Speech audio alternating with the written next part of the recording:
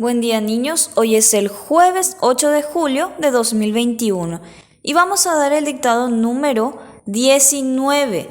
Yo ya tengo aquí anotadas las oraciones, pero antes de hacer esto quiero que practiquen la lectura que conocimos de la bebita Lupe, porque de ahí saqué las oraciones para el dictado de hoy. Vamos a volver a leer y yo fui sacando algunas palabras para usar o algunas oraciones. La bebita Lupe, acuérdense que bebé, bebita, beba, se escribe con B larga, se abre más la boca para pronunciar. La beba se llama Lupe, llama con L, beba con B larga. Lupe es nombre de persona, se hace con mayúscula inicial. Lupe tiene una sillita alta. Su mamá le da la sopa. La sopa es de fideo. F-I-F-D-E-D, le agrego la O, deo, fideo. Y tomate. Lupe besa a su mamá. Besa con B larga. Entonces, las oraciones van a ser así. La beba se llama Lupe. Ustedes no van a mirar más su libro. La idea es que practiquen la lectura, recuerden y después se les dicte.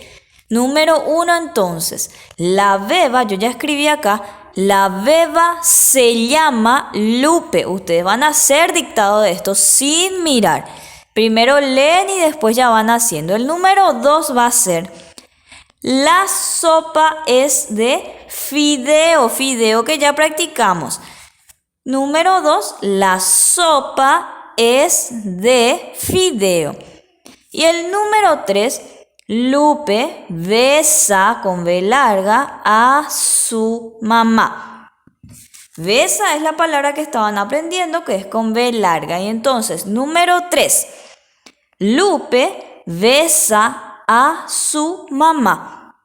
Estas son las 3 oraciones que van a practicar, van a leer el texto o leen las oraciones y después es dictado, no miran, intentan hacer, pueden usar silabario, pueden volver a mirar antes de empezar el dictado, pueden hacer sílaba por sílaba, no me acuerdo, beba, digo B, y después como digo B, B, ya sé que es con B larga, tengo que recordar.